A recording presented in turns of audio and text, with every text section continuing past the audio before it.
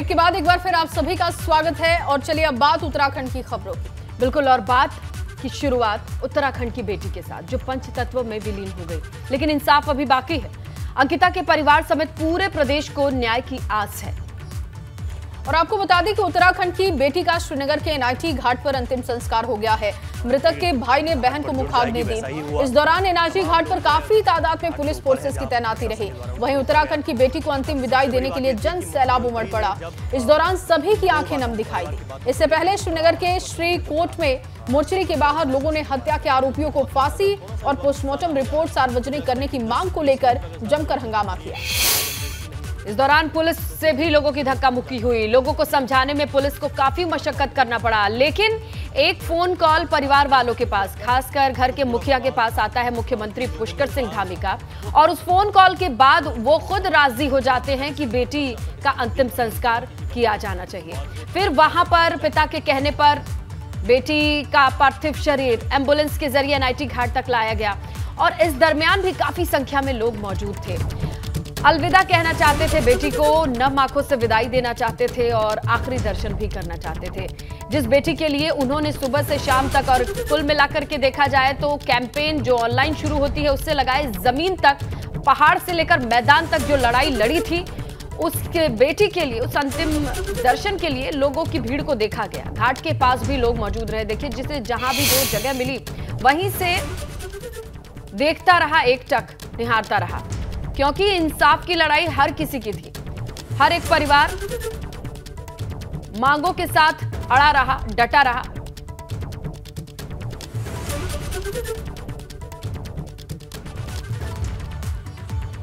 तो उत्तराखंड की बेटी का अंतिम संस्कार हो चुका है। शव पंचतत्व में विलीन हो चुका है। समय के साथ भले ही चिता की आग ठंडी पड़ गई हो, लेकिन लोगों के दिल में जो आग है वो अभी ना तो बुझी है और ना ही कम हुई है। श्रीनगर के एनआईटी घाट पर उत्तराखंड की बेटी के लिए जैसे पूरा पहाड़ सड़क पर उतर आया है। हजारों की संख्या में मौजूद लोगों ने श्रद्धांजलि भी अर्पित की, जिनके दिल में अभी भी रोष है, गुस्सा है, आक्रोश है, जो अपराधियों के वहशीपन, हैवानियत और दरिंदगी का जवाब चाहती है।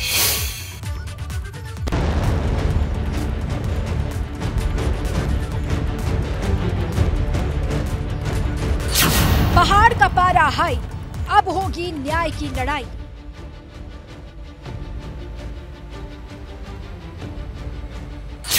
उत्तराखंड की बेटी की पुकार, अब तो इंसाफ करो सरकार।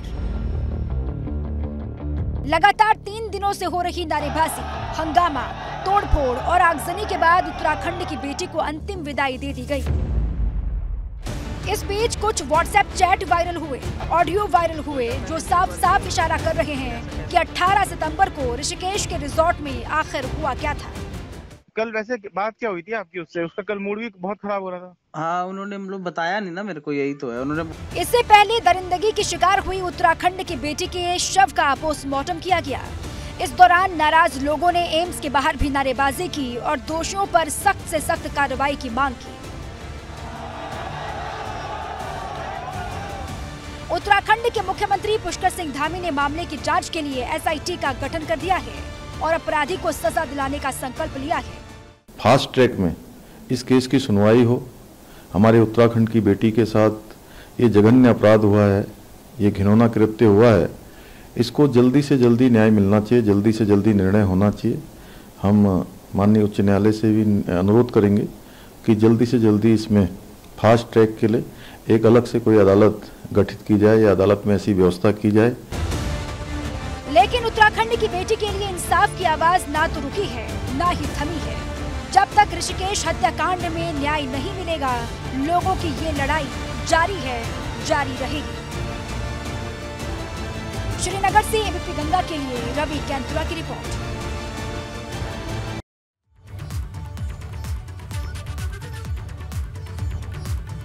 चलिए सीधे आपको लिए चलते हैं श्रीनगर। हमारे सहयोगी रवि कैंतुरा मौजूद हैं, जिन्होंने कल से ही इस पूरे यात्रा को, या यूं कहें कि लोगों के जन आक्रोश से लगाए अंतिम संस्कार की रैली तक तस्वीरें दिखाई हैं। वहां पर बने रहे, डटे रहे। रवि, अभी जो सुबह है, आज की सुबह है, कल की सुबह से बहुत अलग दिखाई दे रही होगी। क्या क्या चीजें आपने भांपी हैं, आंकी हैं?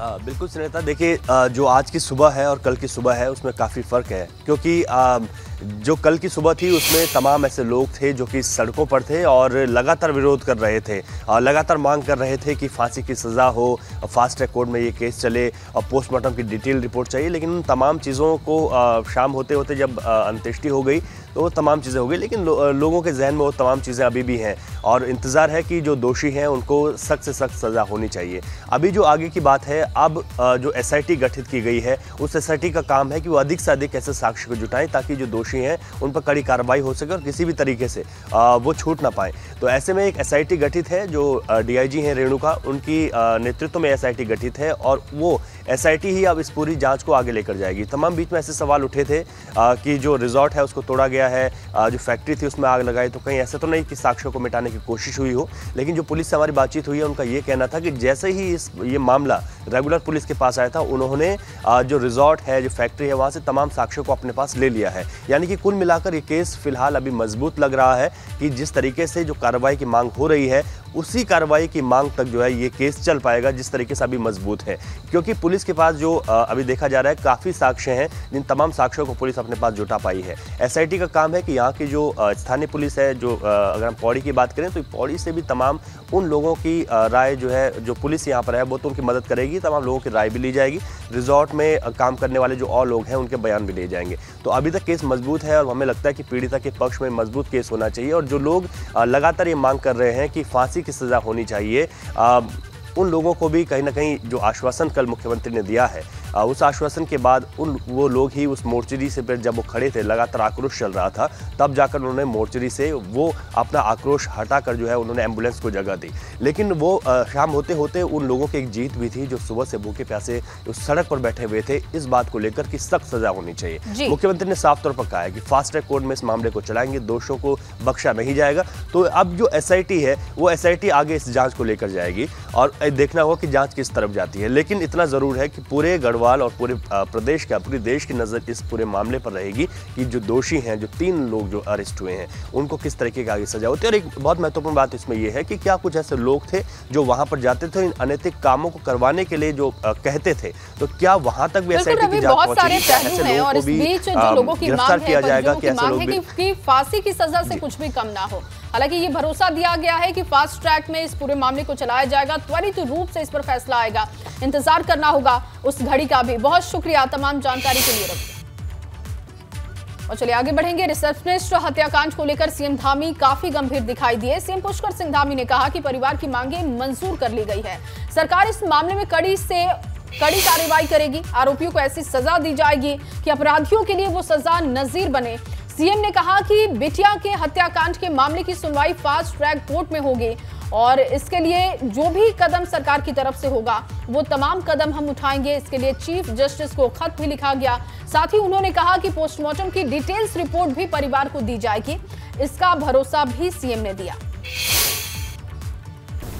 हमारी बेटी, उत्तराखंड की बेटी अंकिता के पिताजी से लगातार मेरी बात हुई और परिवार के लोग हमारी सब बातों से सहमत थे कि तेज़ी से जांच हो रही है, पुलिस ने अपनी कार्रवाई की है, आगे जांच किसी तरह से भी कहीं भी प्रभावित नहीं होने वाली है।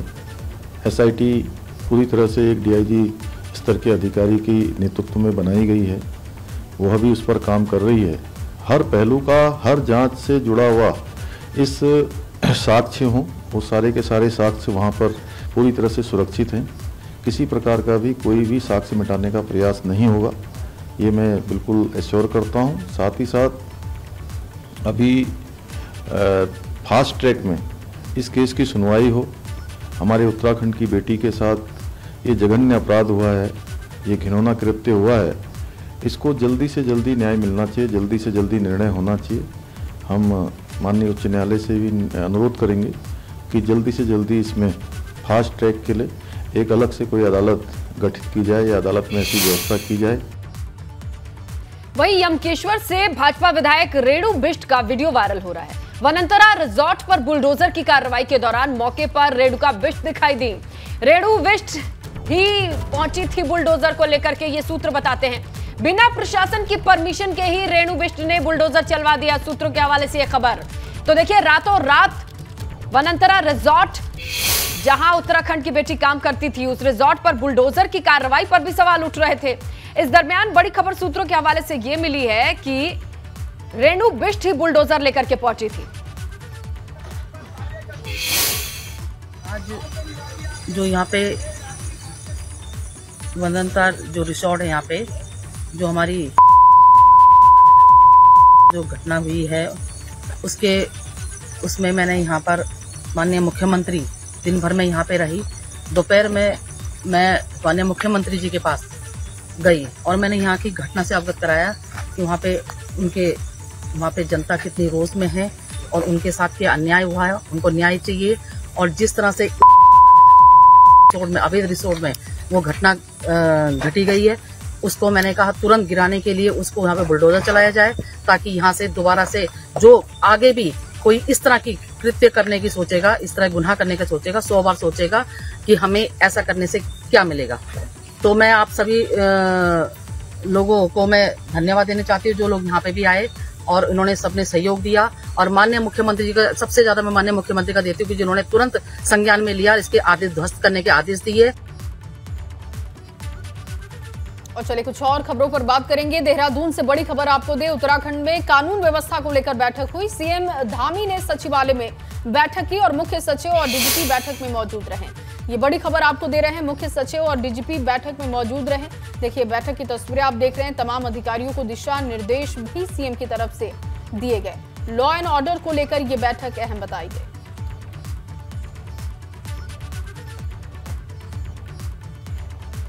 चलिए अब बात कर लेते हैं पंचायत चुनाव के पराक्रम की। आज हरिद्वार में त्रिस्तरीय पंचायत चुनाव को लेकर वोटिंग होनी है। सुबह 8 बजे से शाम 5 बजे तक मतदान होगा। 6 सुपर जोन, 18 जोन, 134 सेक्टर्स में बांटा गया चुनाव क्षेत्र। 1491 पोलिंग बूथों पर 8.5 लाख मतदाता मताधिकार का इस्तेमाल करेंगे। 29 सितंबर को नतीजे आएंगे पंचायत चुनाव के। आपको बताएं ये चुनाव 44 जिला पंचायत सदस्य, 318 ग्राम प्रधान, 221 क्षेत्र पंचायतों के लिए हो रहा है। भाजपा ने 44 सीटों में से 1 सीट खाली छोड़ी है। साथ ही महिलाओं को ज्यादा तवज्जो देते हुए 22 महिलाओं को प्रत्याशी भी बनाया है। ये भी बताएं कि चुनाव के लिए नामांकन की प्रक्रिया 6 सितंबर को शुरू हुई थी और आज अब से थोड़ी देर बाद अब मतदान होना है। त्रिस्तरीय पंचायत चुनाव बहुत लंबे वक्त से टला, लेकिन आज का दिन है बहुत खास और देखते हैं कि किस तरीके की तस्वीरें आ रही हैं। रुड़की का रुख कर ले, हमारे सहयोगी विनीत है जो तस्वीरें भी दिखाएंगे और बताएंगे भी कि अब से थोड़ी ही देर बाद मतदान शुरू होना है। कहां पर मौजूद है विनीत? जी बिल्कुल, देखिए स्नेहलता, मैं रुड़की ब्लॉक के तांसीपुर गांव जो पोलिंग सेंटर बना है वहाँ पे मौजूद हूँ। आपको बता दें कि 17 महीने बाद जो है हरिद्वार जिले में जो त्रिस्तरीय पंचायत चुनाव है, आज उसका मतदान होने जा रहा है। यानी काफ़ी समय से जो ग्रामीण थे उनको इंतजार था कि वो मतदान हो और अपना वो मताधिकार का प्रयोग करे। यानी आज वो समय आ गया है। अब से करीबन 15 मिनट बाद जो है मतदान शुरू हो जाएगा और कुछ तस्वीरें मैं आपको दिखाना चाहूँगा जहाँ पोलिंग सेंटर से हैं कि मतदान को लेकर जो है पूरी तैयारियां यहाँ पे कर ली गई है। फिलहाल जो कर्मचारी हैं या जो एजेंट है वो मौजूद है और साथ ही जो सेक्टर मजिस्ट्रेट है, जो पुलिस के अधिकारी है, वो दिशा निर्देश दे रहे हैं कि किसी तरह भी पोलिंग बूथ के बाहर जो है किसी तरह की कोई जो अव्यवस्था है वो ना फैले। यानी पूरी तरह से जो यहाँ पे सेक्टर मजिस्ट्रेट निर्वाचन आयोग द्वारा जो गाइडलाइन दी है सेक्टर मजिस्ट्रेट, वो पूरी तरह से व्यवस्था यहाँ पे दुरुस्त चलाते नजर आ रही है। और जो भी बाहर यहाँ जो लोग यहाँ पे खड़े हैं उनको दिशा निर्देश दिए जा रहे हैं कि किसी तरह के जो बाहरी व्यक्ति है वो पोलिंग बूथ के बाहर नजर ना आए। हमारे साथ यहाँ पे जो है सेक्टर मजिस्ट्रेट मौजूद है, मैं उनसे बात करूंगा। सर, यहाँ पे जो क्या व्यवस्था है, यहाँ पे आपके द्वारा क्या दिशा निर्देश यहाँ पे दिए जा रहे हैं? जी सर। बूथ से 200 मीटर की दूरी बनाए रखना, मतदाताओं का अभिकर्ता अपने पहचान पत्र के साथ उपस्थित रहेगा। मोबाइल, माचिस, स्याही, इन सब चीज़ों पे प्रतिबंध रहेगा और हम लोग ये सुनिश्चित करेंगे कि हमारा मतदान शांतिपूर्ण तरीके से हो और किसी प्रकार की कोई दिक्कत ना हो। धन्यवाद। सर, कितनी देर बाद मतदान हो जाएगा? अभी 7:40 हो रहा है। 20 मिनट बाद 8 बजे से मतदान प्रारंभ हो जाएगा, शुरू होने वाला है और शाम के 5 बजे तक ये मतदान चलेगा। उस वक्त की तस्वीरें क्या रहेंगी वो भी हम आपके जरिए देखेंगे। फिलहाल के लिए शुक्रिया आपका तमाम जानकारी के लिए। धारचूला से अब खबर, जहां धारचूला की दारमा घाटी के चीन सीमा के पास सीजन की दूसरी बर्फबारी हुई है, जिससे एक बार फिर से उच्च हिमालयी गांव में ठंड में इजाफा देखने को मिला। और देखिए किस तरीके से जो जवान हैं वो भी अपनी ड्यूटी पर मुस्तैद दिखाई दिए। ये पहली बर्फबारी जो कि आप देख रहे हैं।